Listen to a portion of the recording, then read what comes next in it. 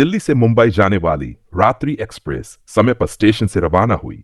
ठंड इतनी तेज थी कि लोग अपने अपने कंबलों में सिमटे हुए थे। ट्रेन की अधिकांश बोगियां खाली थीं। ट्रेन के डिब्बे में बैठे रामजान ने खिड़की के पास वाली सीट चुनी ताकि रास्ते का आनंद ले सके। वह एक लेखक था और नई कहानी के लिए प्रेरणा की तलाश में था। ट्रेन धीरे धीरे अपनी गति पकड़ रही थी। रामजान ने देखा कि उसके डिब्बे में सिर्फ 4 लोग और थे। एक बूढ़ा व्यक्ति जो खिड़की के पास बैठा ऊँघ रहा था, एक जोड़ा जो कानाफूसी में लगा था और एक महिला जिसका चेहरा नकाब से ढका हुआ था। माहौल थोड़ा अजीब था, लेकिन रामजान ने इसे नजरअंदाज कर दिया। जब ट्रेन एक सुनसान जंगल से गुजर रही थी, तब अचानक ट्रेन रुक गई। चारों तरफ घना अंधेरा और अजीब सी खामोशी छा गई। रामजान ने खिड़की से बाहर झांकने की कोशिश की, लेकिन सिर्फ पेड़ों की परछाइयां नजर आईं।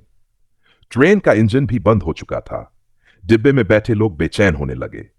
बूढ़ा आदमी बड़बड़ाते हुए बोला, यह ट्रेन रुकनी नहीं चाहिए थी। यहां कुछ ठीक नहीं है। रामजान ने पूछा, क्यों, क्या हुआ? बूढ़े ने कांपती आवाज में बताया, यह जंगल श्रापित है। पहले भी कई बार यहां ट्रेनें गायब हो चुकी हैं।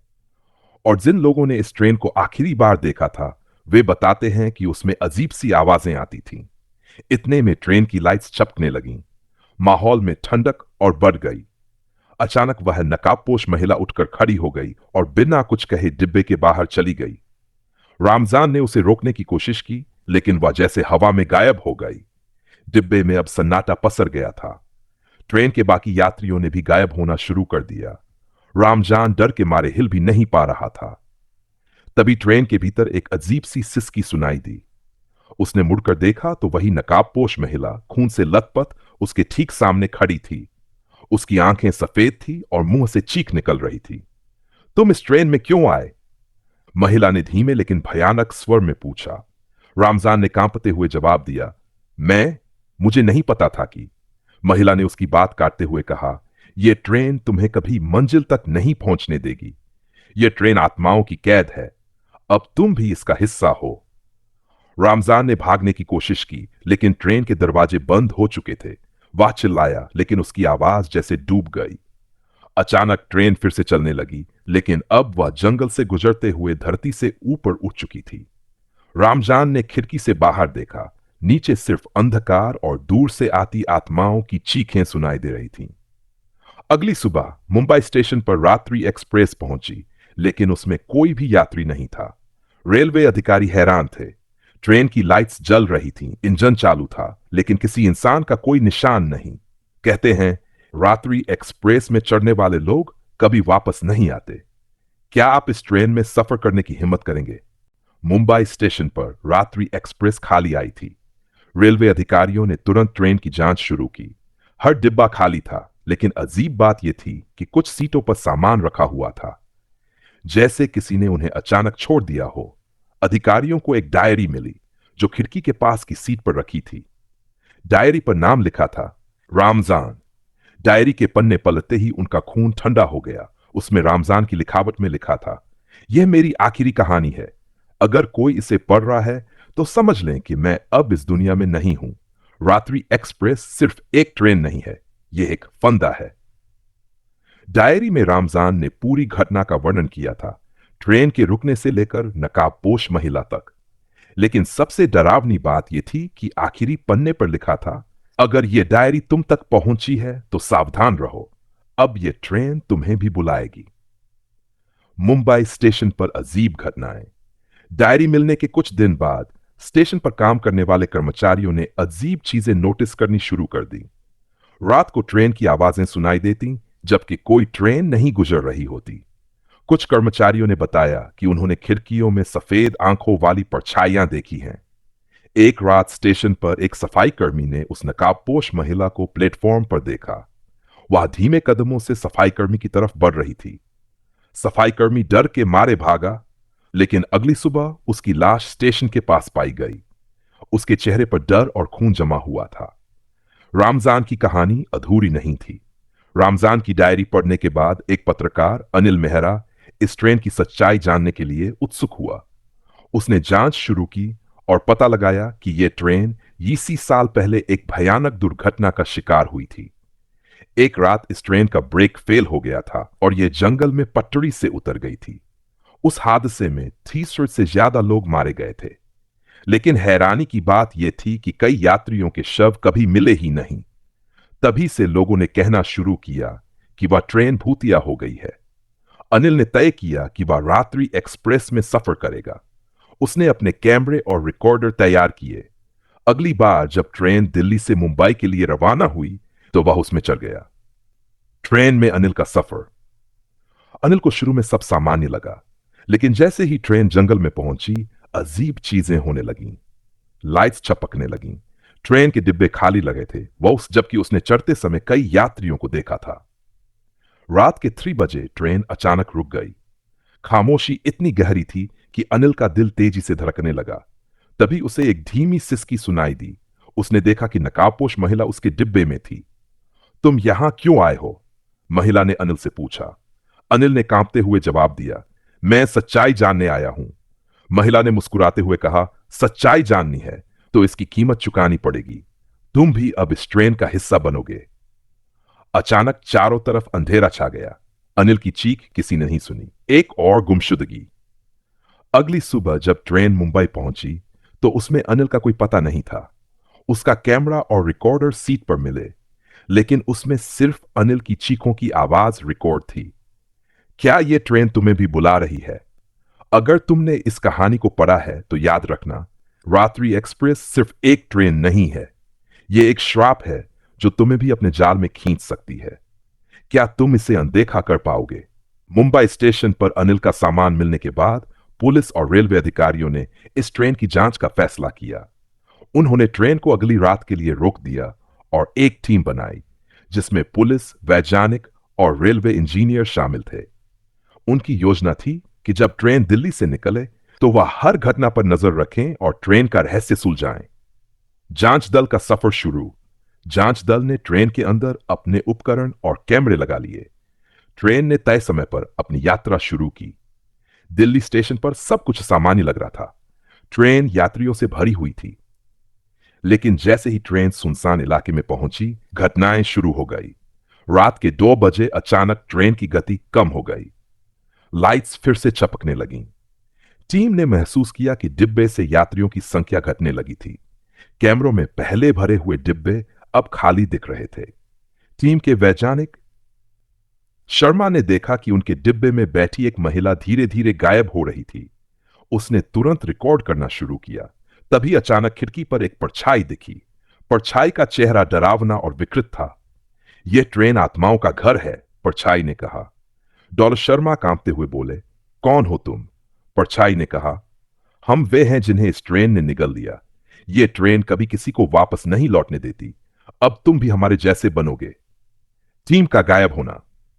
जांच दल के सदस्यों ने देखा कि उनके साथ के लोग एक एक कर गायब हो रहे थे। कैमरों में अजीब अजीब आवाजें रिकॉर्ड हो रही थीं। एक सदस्य ने बाहर निकलने की कोशिश की, लेकिन दरवाजे जाम हो गए। टीम के लीडर एसीपी राजवीर ने अपनी बंदूक निकालकर ट्रेन के इंजन की ओर बढ़ने की कोशिश की। उन्हें लगा कि शायद ट्रेन का रहस्य वहीं छिपा हो, लेकिन जैसे ही वह इंजन तक पहुंचे, उन्होंने देखा कि वहां कोई ड्राइवर नहीं था। इंजन अपने आप चल रहा था। एक भयानक खुलासा। राजवीर ने ट्रेन के दस्तावेजों की जांच की और पाया कि यह ट्रेन 20 साल पहले जिस रात दुर्घटनाग्रस्त हुई थी, उस रात के बाद से यह हमेशा उसी रूट पर चलती है। लेकिन अजीब बात यह थी कि इसकी आधिकारिक यात्रा रिकॉर्ड में कोई जानकारी दर्ज नहीं होती। ट्रेन के इंजन से एक डरावनी हंसी सुनाई दी। राजवीर ने मुड़कर देखा तो वही नकाबपोश महिला उनके सामने खड़ी थी। तुम इस ट्रेन को रोकने आए हो? महिला ने हंसते हुए कहा। तुम नहीं जानते कि इस ट्रेन को कोई नहीं रोक सकता। यह उन आत्माओं का घर है जो इंसानों की लालच और गलतियों के कारण मारी गई। अब तुम भी हमारे परिवार का हिस्सा बनोगे। ट्रेन का अंतहीन सफर। अगली सुबह मुंबई स्टेशन पर ट्रेन फिर से पहुंची, लेकिन इस बार न सिर्फ अनिल बल्कि पूरी जांच टीम गायब थी। ट्रेन एक बार फिर पूरी तरह खाली थी। पुलिस और रेलवे अधिकारियों ने ट्रेन को रोकने की कोशिश की, लेकिन हर बार यह ट्रेन अपने सफर पर निकल जाती। लोग कहते हैं कि जो भी इस ट्रेन में सफर करता है वह इसका हिस्सा बन जाता है। क्या आप रात्रि एक्सप्रेस में सफर करने की हिम्मत करेंगे? याद रखें, अगर आप इसकी खिड़की से बाहर झांकेंगे तो कोई परछाई आपका इंतजार कर रही होगी। मुंबई स्टेशन पर अब कोई भी रात्रि एक्सप्रेस में चढ़ने की हिम्मत नहीं करता था। रेलवे ने ट्रेन को दुर्घटनाग्रस्त और प्रतिबंधित घोषित कर दिया। लेकिन एक अजीब बात यह थी कि ट्रेन हर रात अपने समय पर प्लेटफॉर्म से गायब हो जाती और अगली सुबह वापस लौटती। कोई नहीं जानता था कि इस ट्रेन के साथ क्या हो रहा है। रामजान की डायरी का अनिल की गुमशुदगी के बाद उसकी टीम में से एक सदस्य रीमा ने रामजान की डायरी पर ध्यान दिया। डायरी में एक जगह लिखा था, अगर तुम ट्रेन का श्राप तोड़ना चाहते हो तो उस जंगल में जाना होगा जहां यह दुर्घटनाग्रस्त हुई थी। लेकिन सावधान रहना, वहां सिर्फ जीवित लोग नहीं रहते। रीमा ने तय किया कि वह ट्रेन के रहस्य को खत्म करने के लिए जंगल में जाएगी। उसने कुछ विशेषज्ञों और पुराने दस्तावेजों की मदद से पता लगाया कि ट्रेन की दुर्घटना वाले स्थान पर एक छोटा सा परित्यक्त गांव था जिसे कालवन कहा जाता था। कालवन का अतीत। रीमा को पता चला कि कालवन गांव पर 30 साल पहले एक बड़ा श्राप पड़ा था। उस समय गांव के लोगों ने रेलवे कंपनी से झगड़ा किया था क्योंकि रेलवे ने उनकी जमीनें जबरदस्ती ले ली थीं। विरोध के दौरान कंपनी ने गांव के बहुत सारे लोगों को जबरन हटा दिया और कुछ को मार डाला। गांव के बुजुर्गों ने मरते समय श्राप दिया था कि जो भी इस ट्रेन को चलाने की कोशिश करेगा वह आत्माओं की कैद में फंस जाएगा। उसी रात जब ट्रेन पहली बार गुजरी तो वह दुर्घटनाग्रस्त हो गई और सारे यात्री मर गए। रीमा का सफर। रीमा ने कालवन जाने का फैसला किया। वह अपने साथ एक तांत्रिक पंडित ओमकार को लेकर गई। पंडित ओमकार ने कहा, यह श्राप एक आत्मा का नहीं बल्कि सैकड़ों आत्माओं का है। इसे तोड़ना आसान नहीं होगा, लेकिन अगर हमें उनकी शांति के लिए कुछ करना है तो हमें उनकी अंतिम इच्छाओं का सम्मान करना होगा। जैसे ही वे कालवन पहुंचे, वहां का माहौल बेहद डरावना था। पूरे गांव में सन्नाटा था। रीमा ने महसूस किया कि जैसे कोई उन्हें देख रहा हो। गांव के बीच में एक पुराना मंदिर था जो अब खंडहर में बदल चुका था। मंदिर का रहस्य। पंडित ओमकार ने बताया कि इस मंदिर के नीचे एक गुफा है जहां गांव के मारे गए लोगों के अवशेष हैं। उन्हें शांति देने के लिए वहां पूजा करनी होगी। लेकिन जैसे ही वे गुफा में गए, वहां हवा ठंडी हो गई। रीमा ने देखा कि दीवारों पर खून के निशान थे और कई परछायां हर तरफ घूम रही थीं। तभी वही नकाबपोश महिला प्रकट हुई। उसकी आवाज गूंजने लगी, तुम क्यों आए हो? यह श्राप किसी इंसान के कारण नहीं बल्कि लालच और अन्याय के कारण है। इसे खत्म करने के लिए तुम्हें हमारी आखिरी इच्छा पूरी करनी होगी। आखिरी इच्छा। महिला ने बताया कि ट्रेन के यात्रियों और गांव वालों की आत्माएं चाहती हैं कि रेलवे कंपनी उनकी जमीन वापस करे और उनके परिवारों को न्याय मिले। लेकिन यह इतना आसान नहीं था। जो भी इस काम को करेगा उसे अपनी जान की कुर्बानी देनी होगी, महिला ने कहा। रीमा ने बिना झिझक अपनी सहमति दी। उसने कहा, अगर मेरी जान से तुम सबकी आत्माओं को शांति मिलती है तो मैं तैयार हूं। अंतिम अनुष्ठान। पंडित ओमकार ने अनुष्ठान शुरू किया। रीमा ने आत्माओं से माफी मांगी और उनका संदेश रेलवे अधिकारियों तक पहुंचाने का वादा किया। जैसे ही अनुष्ठान खत्म हुआ, जंगल में अचानक अजीब सी रोशनी फैल गई।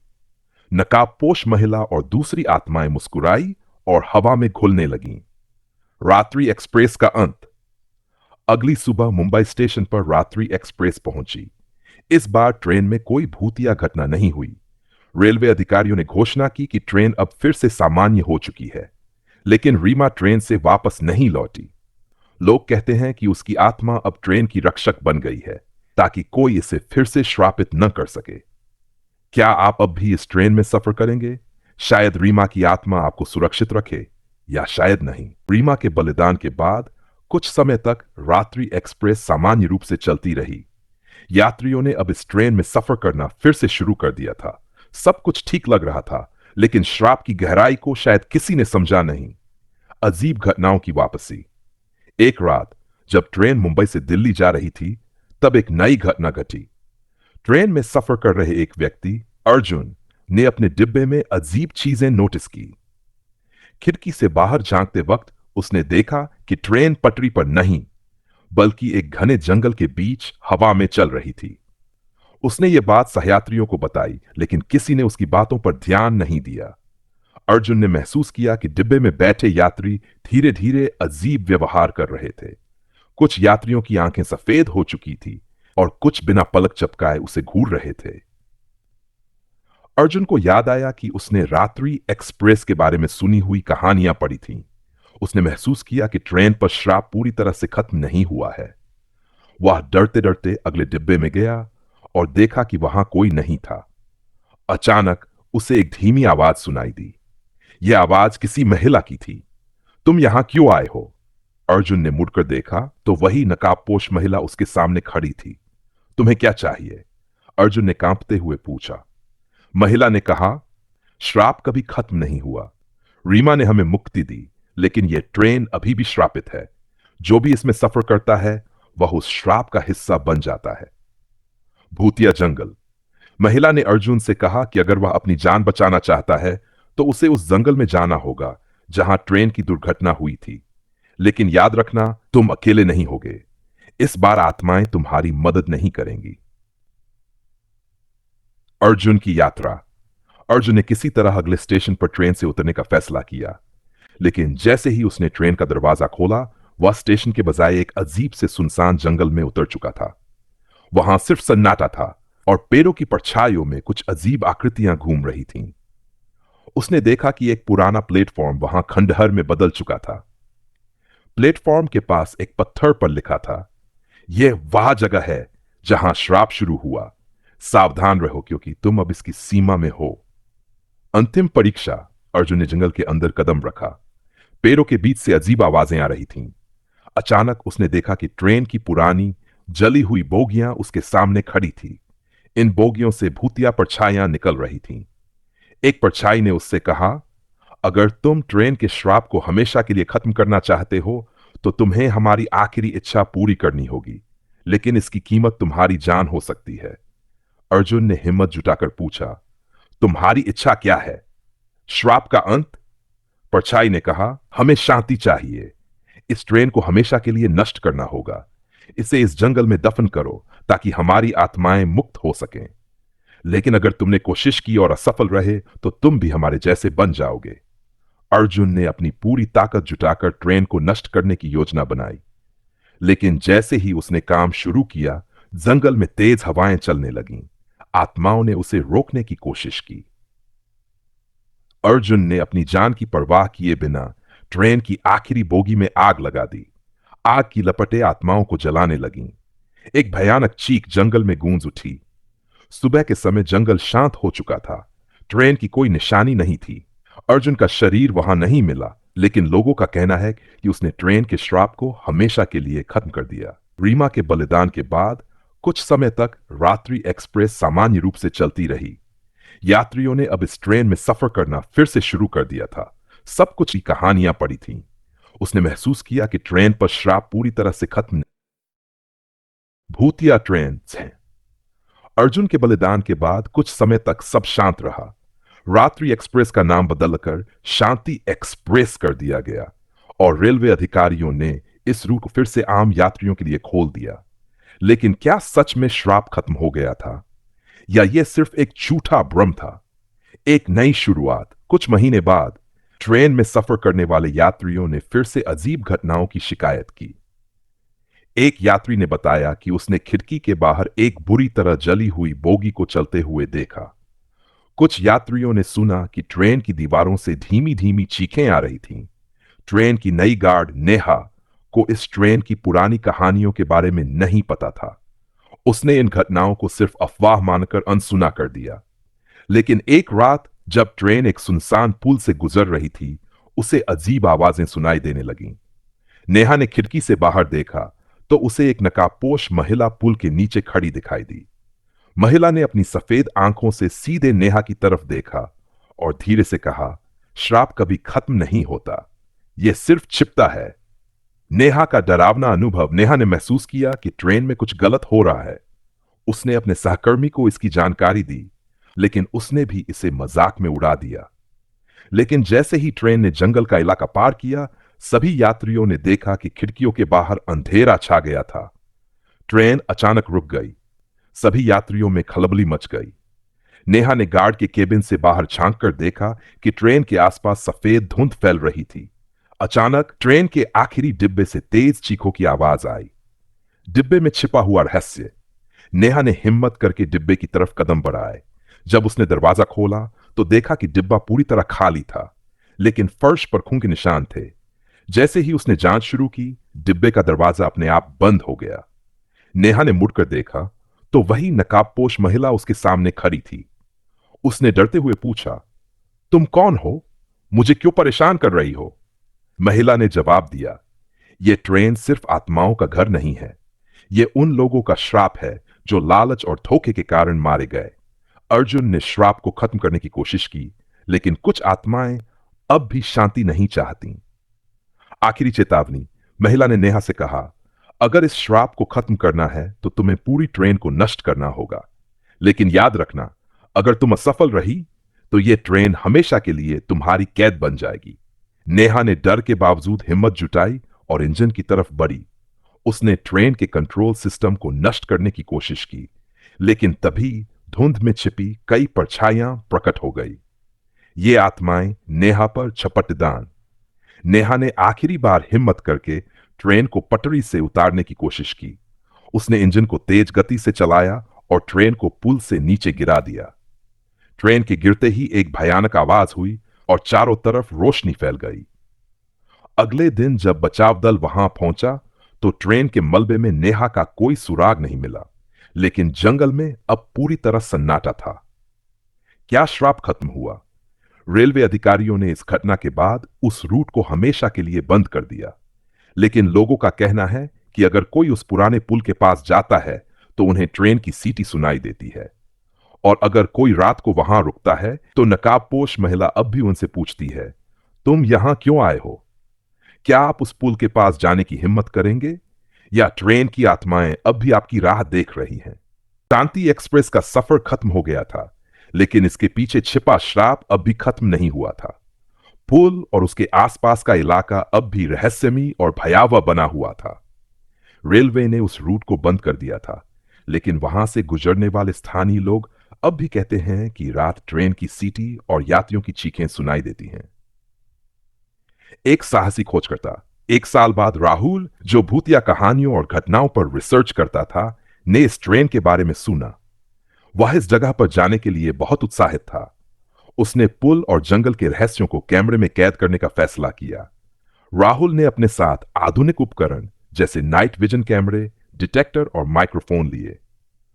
उसने अपने दोस्तों को समझाने की कोशिश की, लेकिन कोई भी उसके साथ जाने को तैयार नहीं हुआ। आखिरकार वह अकेला ही उस जंगल और पुल की तरफ निकल पड़ा। जंगल में डरावनी शुरुआत। राहुल जैसे ही जंगल में पहुंचा, उसे महसूस हुआ कि वहां का माहौल कुछ अलग था। घना अंधेरा और ठंडी हवाएं उसे हर कदम पर चुनौती दे रही थीं। उसने अपने कैमरे चालू किए और पुल के आसपास का इलाका रिकॉर्ड करना शुरू किया। अचानक उसके माइक्रोफोन में धीमी धीमी फुसफुसाहट सुनाई देने लगी। वह रुक गया और ध्यान से सुनने की कोशिश की। आवाज कह रही थी, भाग जाओ, यह जगह तुम्हारे लिए नहीं है। बुरा पुरानी ट्रेन की झलक। राहुल ने पुल के पास अपने कैमरे को घुमाया। जैसे ही कैमरा पुल की दिशा में आया, उसे दूर से धुंध के बीच एक ट्रेन की झलक दिखाई दी। यह वही जली हुई ट्रेन थी जिसके बारे में उसने कहानियां सुनी थीं। ट्रेन धीरे धीरे उसकी तरफ बढ़ रही थी। राहुल ने तुरंत कैमरा लेकर उस दृश्य को कैद करना शुरू किया, लेकिन जैसे ही उसने कैमरा उठाया, ट्रेन गायब हो गई। उसके पीछे सिर्फ घना धुआं और अजीब सी गंध रह गई। ट्रेन की आत्माएं प्रकट। जैसे ही पुल पर कदम रखा, उसे लगा कि कोई उसे देख रहा है। उसने पीछे मुड़कर देखा तो वहां कई परछाइयां खड़ी थीं। उनकी आंखें सफेद थीं और उनके शरीर से धुआं निकल रहा था। परछाइयों में से एक ने कहा, तुम यहां क्यों आए हो? क्या तुमने हमारी चेतावनी नहीं सुनी? राहुल ने कांपते हुए पूछा, तुम सब कौन हो और यह ट्रेन इतनी डरावनी क्यों है? श्राप का अंतिम सच। परछाइयों में से एक आत्मा ने कहा, हम वही यात्री हैं जो इस ट्रेन में मारे गए थे। यह ट्रेन उन लोगों की आत्माओं को कैद करती है जिनकी लालच और अन्याय से मौत हुई, और तुमने इसे छेड़ने की हिम्मत की है। अब तुम भी हमारी तरह बन जाओगे। राहुल ने हिम्मत दिखाने की कोशिश की। उसने कहा, अगर तुम सबको मुक्ति चाहिए तो बताओ मैं क्या कर सकता हूं। अंतिम चुनौती। आत्माओं ने कहा, यह ट्रेन केवल तभी नष्ट होगी जब कोई इसे खुद अपने खून से मुक्त करेगा, तुम्हें अपनी जान देकर श्राप को तोड़ना होगा। राहुल यह सुनकर सन्न रह गया। उसने सोचा कि क्या वह यह बलिदान दे सकता है। आत्माओं ने उसे चेतावनी दी कि अगर वह पीछे हटा तो उसकी आत्मा भी हमेशा के लिए इस ट्रेन में फंसी रहेगी। राहुल का बलिदान। राहुल ने आखिरकार हिम्मत जुटाई और ट्रेन की तरफ बढ़ा। जैसे ही उसने ट्रेन के इंजन पर अपना खून बहाया, ट्रेन की लाइटें अचानक जलने लगीं। जोरदार चीखें और धुआं चारों तरफ फैल गया। ट्रेन के साथ साथ आत्माएं भी हवा में घुलने लगीं। आत्माओं ने जाते जाते राहुल से कहा, तुमने हमें मुक्त कर दिया, लेकिन याद रखना, यह श्राप खत्म नहीं होता। यह सिर्फ एक नई शुरुआत का इंतजार करता है। अगली सुबह राहुल का शरीर पुल के पास पड़ा मिला। उसके कैमरे में जो रिकॉर्ड हुआ था वह सब देखने वालों को स्तब्ध कर गया। ट्रेन, आत्माएं और राहुल का बलिदान, सब कुछ कैमरे में कैद था। रेलवे ने इस घटना के बाद उस जगह को हमेशा के लिए बंद कर दिया। लेकिन अब भी रात के समय लोग कहते हैं कि अगर आप वहां खड़े होंगे तो दूर से ट्रेन की सीटी सुनाई देगी। क्या यह सचमुच अंत था या यह श्राप किसी और की कहानी शुरू करने के लिए फिर से जागेगा?